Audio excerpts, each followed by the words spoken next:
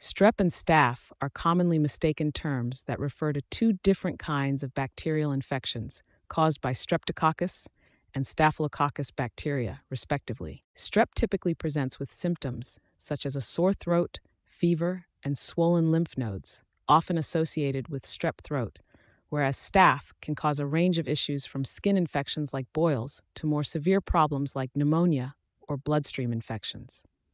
Treatment for both infections often involves antibiotics, but it's crucial to identify the specific bacteria involved, as their resistance to medications can vary significantly. Staph infections, in particular, may require different treatment approaches if they are caused by MRSA, methicillin-resistant Staphylococcus aureus, a strain notorious for its antibiotic resistance. Being in close contact with infected individuals or surfaces, having a compromised immune system, or in the case of staph, having an open wound, can increase the risk of catching these infections. Let's dive into the detailed aspects of these diseases to understand their distinctions and the importance of accurate diagnosis and treatment. Causative organism, Streptococci versus Staphylococci. Streptococci and Staphylococci are both categories of spherical bacteria with key differences that are crucial for diagnosis and treatment. Streptococci are typically arranged in chains and are known for causing strep throat, rheumatic fever, and impetigo. They are generally sensitive to penicillin. On the other hand, Staphylococci are often found in clusters resembling bunches of grapes and are notorious for skin infections, pneumonia, and MRSA, a strain resistant to many antibiotics.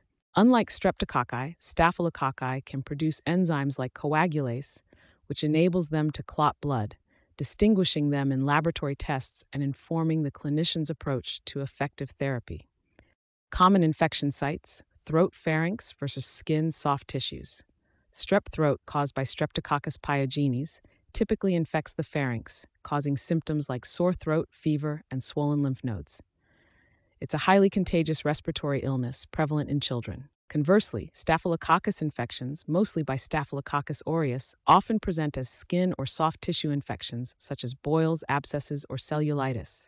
These bacteria can also lead to more serious infections such as MRSA, which is resistant to many antibiotics. Both bacteria types can cause severe diseases if they invade deeper into the body, but their initial presentations and common infection sites can guide clinicians towards accurate diagnosis and treatment. Toxin production, scarlet fever versus toxic shock syndrome.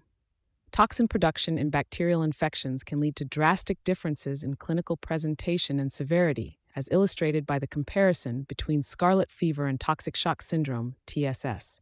Scarlet fever, caused by toxin-producing Streptococcus pyogenes, is characterized by a distinctive red rash, fever, and sore throat. It's generally a self-limiting disease responsive to antibiotics.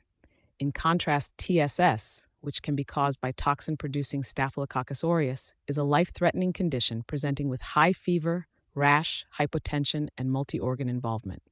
TSS requires immediate medical attention as it can rapidly progress to severe complications.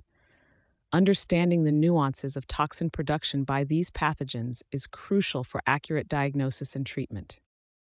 Contagiousness, high in group settings versus colonizer on skin mucosa.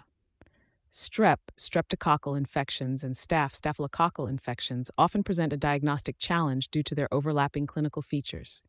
However, a notable distinction lies in their contagion profiles. Strep infections are highly contagious, particularly in group settings such as schools and dormitories, and can swiftly lead to outbreaks of illnesses like strep throat. In contrast, Staphylococcus aureus, including MRSA, methicillin-resistant Staphylococcus aureus, has a propensity to colonize skin and mucosal surfaces without causing disease, making it a common part of human flora. However, when it does breach the body's barriers, it can cause serious infections that aren't typically transmitted through casual contact, but often require direct or indirect contact with infected wounds or contaminated surfaces. Understanding this distinction is vital in implementing appropriate preventive measures and treatments.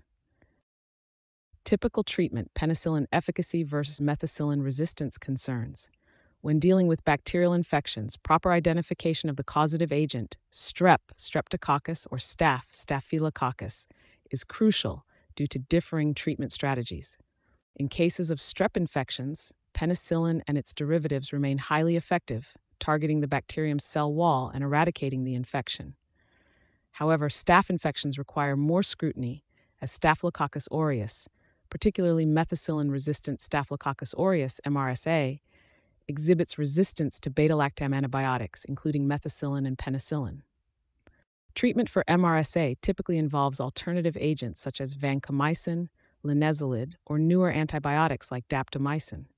Accurate diagnosis is essential for timely and effective treatment to prevent complications.